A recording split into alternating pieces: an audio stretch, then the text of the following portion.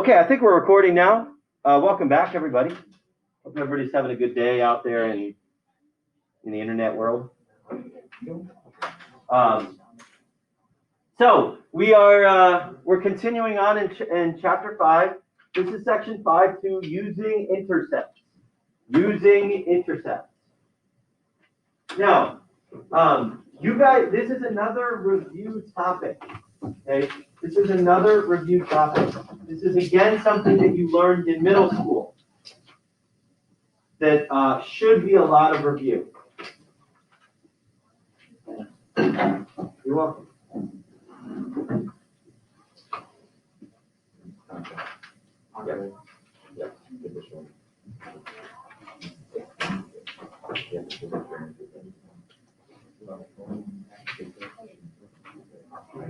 All right, so section 5.2, using intercepts. Using intercepts. Now, every graph, well, I shouldn't say every graph, every line, most lines have two intercepts. There are some exceptions to that rule, but most lines have two intercepts, an x-intercept and a y-intercept. So notice that this is not filled in for you on your guided notes. I'm going to ask you to fill this in. Okay, so for the x-intercept, the definition is the point where the line crosses the x-axis. When I use the term x-intercept, I say that is the point where the line crosses the x-axis. Point where the line crosses the x-axis. What I want to stress to you is that it's the coordinate. Number, comma, 0. 3, comma, 0. 4, comma, 0. 5, comma, 0. Negative 2, comma, 0. It's the coordinate where it crosses the x-axis. Now, when given an equation, the second bullet point says when given an equation, what do you do with it? When given an equation, you let y equal 0 and you solve for x. You let y equal 0, then you solve for x. Okay? That's how you get that x value. Okay, so if the x-intercept is the point where the line crosses the x-axis, the y-intercept is the point where the line crosses the y-axis.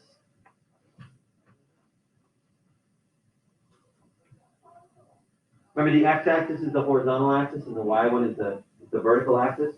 So where it crosses that horizontal axis is the x-intercept. Where it crosses the vertical axis is the y-intercept. It's the point where the line crosses that y-axis. Now, given an equation, how do you solve for it? You let x equal 0, and you solve for y. You let x equal 0, and you solve for y. Again, I can't stress it enough. It is a location. It is a coordinate. Please don't give me x equals or y equals. Heck, I'd rather just a number, just a value of the intercept. Don't give me x equals, don't give me y equals. It is a number, comma, 0, or a 0, comma, a number for the intercepts. Okay? Now, showing it here, we obviously see the x-intercept is where it's crossing the x-axis. So in this case, my x-intercept would be right here. My y-intercept would be right here. Okay. It's the location where it's crossing the x-axis or the y-axis. So if I wanted the y-intercept, we would say it would be 0, comma, it looks like 0, comma, 7. Again, give it to me as a coordinate. Write it out as a coordinate. If I wanted the coordinate of the x-axis, I would say negative 3, comma, 0.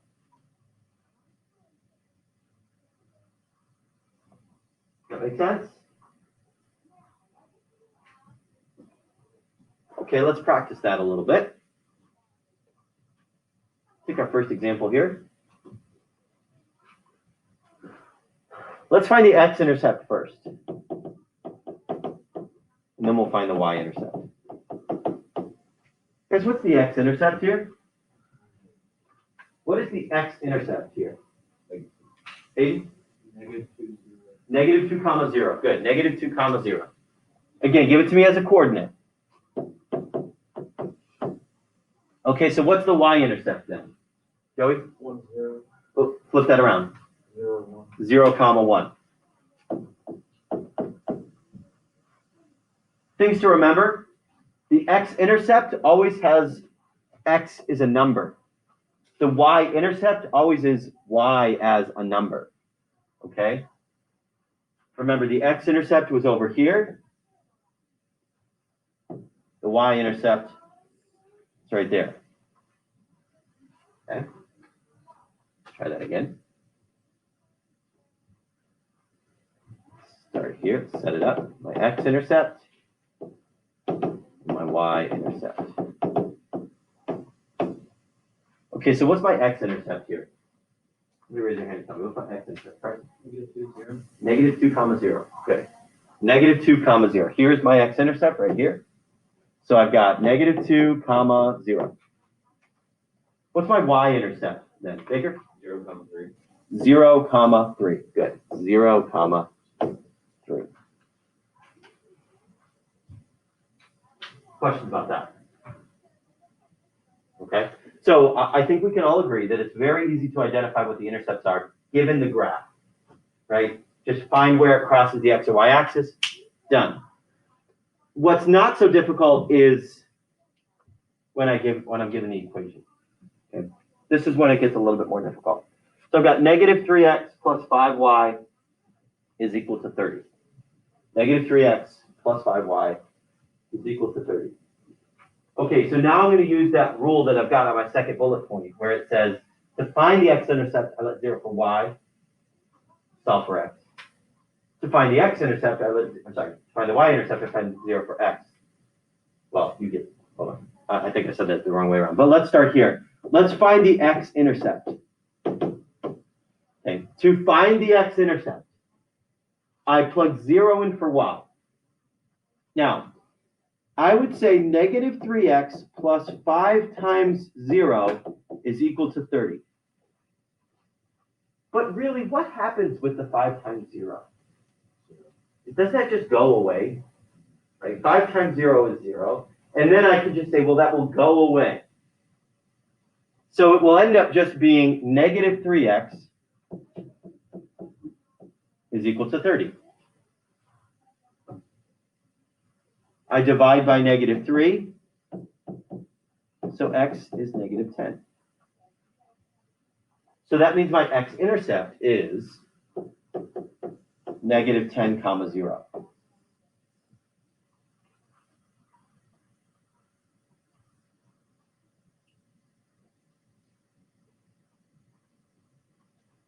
Now, to find my y-intercept, well, remember that it's, you see, I could set up the answer like this right away if I wanted to, right? Because that's what I'm going to do. I'm going to plug 0 in for x. So that would be like negative 3 times 0 plus 5y is 30. But what happens to my negative 3 times 0? It goes away. I can go straight to saying 5y is 30. Divide by 5 to both parts, y is 6. And there I've found my intercepts.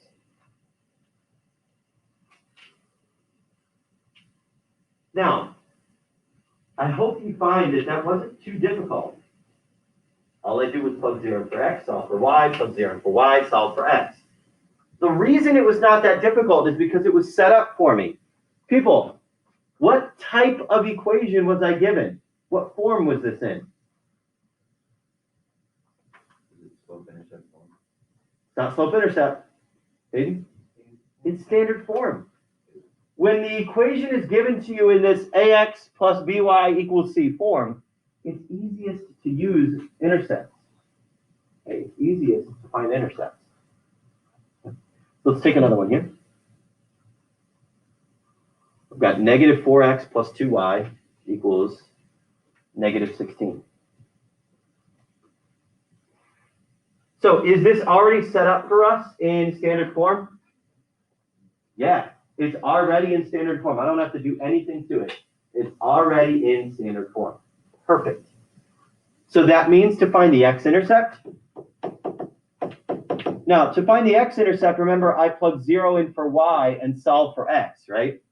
What's going to happen to my whole y term? It's going to go away. Just like it did in that first problem, I am okay if you kind of leave that part out now and just say, well, it's just going to end up turning into negative 4x equals negative 16, right? Because the y piece will go away. It will cancel out because I plug in a 0 for y. 2 times 0 is 0. I divide by negative 4, so x is 4.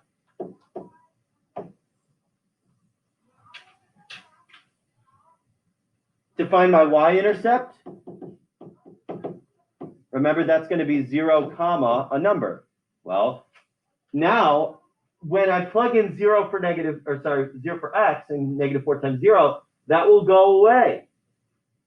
So now I don't even have to write that. I can just kind of ignore the 4x and now just say 2y is negative 16 divided by 2, y is negative 8.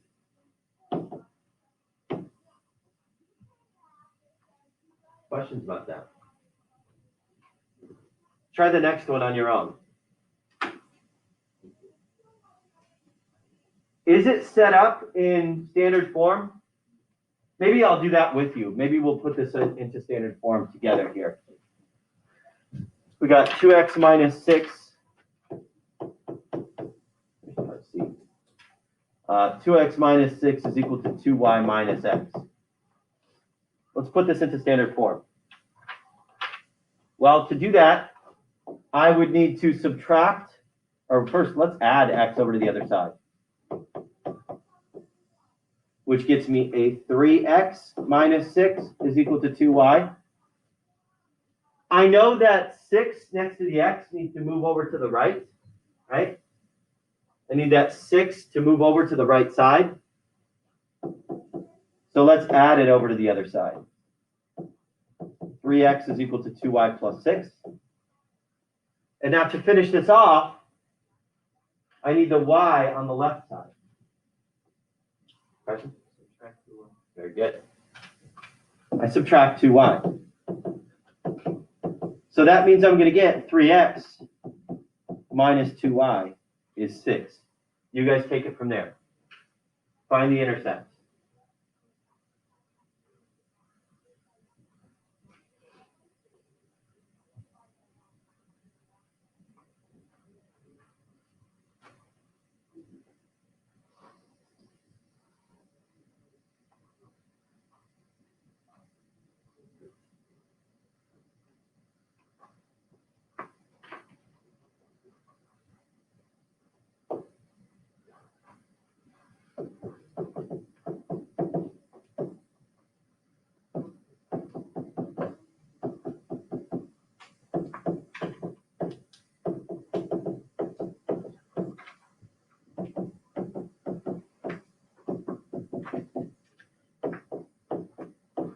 Okay, here's what I got. Check your answers. I got 2 for my x-intercept and negative 3 for my y-intercept. Yeah. I did it a different way instead of the same one. I did, instead of putting like the 2y over, I kind of just, or the 2x over, I Yeah. put the 6x, negative 6x. Yeah, you just moved this over? Yeah. Yeah, that would have been okay. Did you still get the same answers? It probably actually was a little less work, right? I like to see everything on the left side and then the right side, but totally fine. Yeah. Okay, flip it over on the back, please. Now, what are intercepts good for? I'm sorry, did you still need that? Yeah. What are intercepts good for? Well, intercepts are good for graphing, okay? Why do we work with intercepts? Well, hey guys, let me ask you a question. If I asked you to graph any line, how many points did I expect you to graph? 5. Negative 2, negative 1, 0, 1, 2. Right? I asked you to graph 5 points. Now, if I teach you how to use intercepts, that decreases my 5 down to 2. Okay? Down to 2 points. They have to be a particular 2 points, though. They've got to be your intercepts. So I am now teaching you to decrease the amount of work from plotting 5 points down to 2 points. Okay? But they have to be a specific 2 points. They have to be your intercepts. So let's do that. Use the intercepts to graph. First of all, is this in standard form? Yes, perfect. It's already set up for us. So let's find our x-intercept. We plug 0 in for y and solve for x. Well, that negative 7y is going to go away. It's going to leave us with 3x is 21. Divide by 3. X is 7.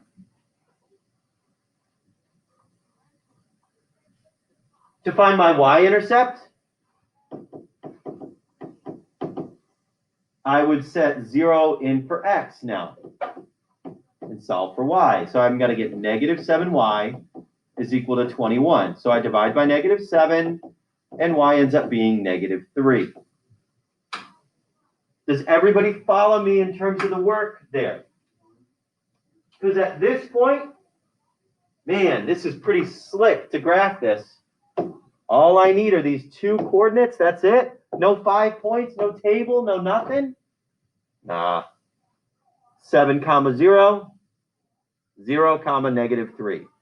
Now, everybody, eyes up here real quick, because I take points off for this all the time.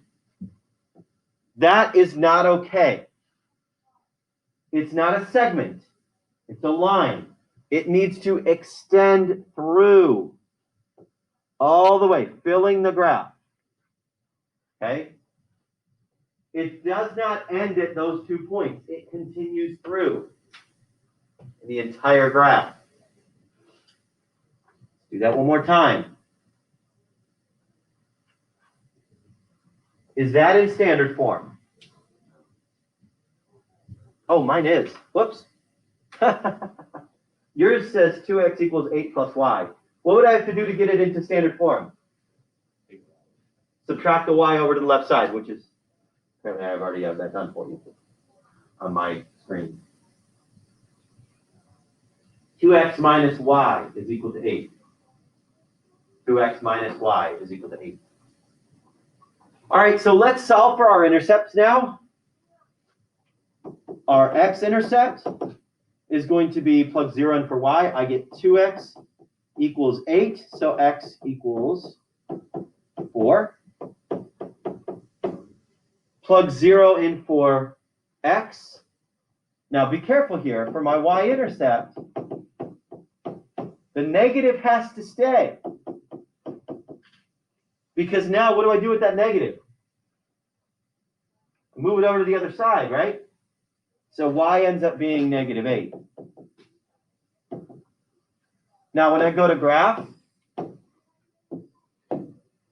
remember to plot them as points. 4, 0, 0, negative 8.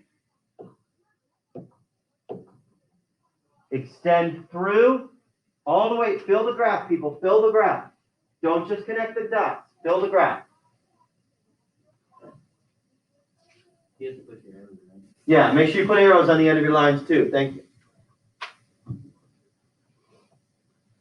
All right, last thing we'll do is a word problem. Now, there are going to be times when it's easiest to graph using intercepts, especially when it's a word problem. Especially when it's a word problem. Like, for example, the school sells pens for $2 and notebooks for $3. The equation 2x plus 3y is equal to 60 describes the number of pens x and notebooks y you can buy for $60. Let's graph this function. Why do I say that this function is easiest to graph using intercepts? Why should I not make a table? Why is this easy to graph using intercepts? Why do I say that? Because the equation is in standard form. Exactly, because the equation is in standard form. This isn't one of those equations where it's y equals like 3x plus 5 or something like that.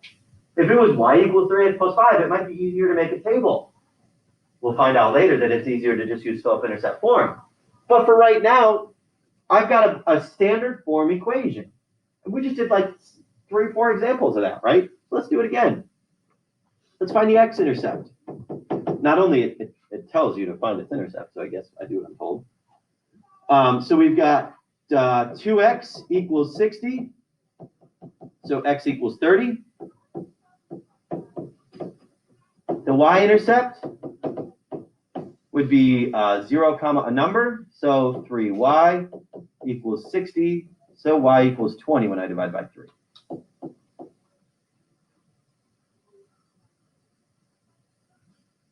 Everybody following me there? Questions about that? Okay, well, let's graph it real quick. I've got my intercepts. I can pretty easily make my my graph now. Let's go up by 5s. 5, 10, 15, 20, 25, 30. That may not be the best, but that's okay. So this is 30. 5, 10, 15, 20, 25, 30. We'll put 30 up there as well. I guess I don't even need to go any further than that because my x value is 30. My y value is 20. Now, why don't I put arrows and why don't I extend it through? I just had a conniption about that. Why don't I extend it through now? Oh, because you can only spend that much. Right, and can I have negative amounts of x or y? Right. That's it. Right. I should have really, okay. X was notebooks, was it? Notebooks. And this was pens. Was it pens? Is that what it was? Yeah. Pens, right? Now, we need to talk about, because the OST will ask this, what does it represent? Okay, what does the x-intercept represent? The x-intercept of 30, 0. What does this represent? 30 what? What's x? No. What's x? Notebooks. So this represents you can buy 30 notebooks. And how many pens? No pens. 0 pens. I have a question. What's wrong? In the word problem, it says number of pens X and notebooks Y. Oh. We did it backwards. Oh, we did backward. Oh, you were right. I'm sorry. I'm sorry. Whoa, whoa. I'm so sorry. Oh no. I'm so sorry. I do make mistakes. See? I'm not a robot. Okay, here we go. I fixed it. You can buy 30 pens. I was going to say, why is a notebook more than a pen? Or less than a pen. That's good. And 0 notebooks for $60. Right? That's the total amount. The other intercept,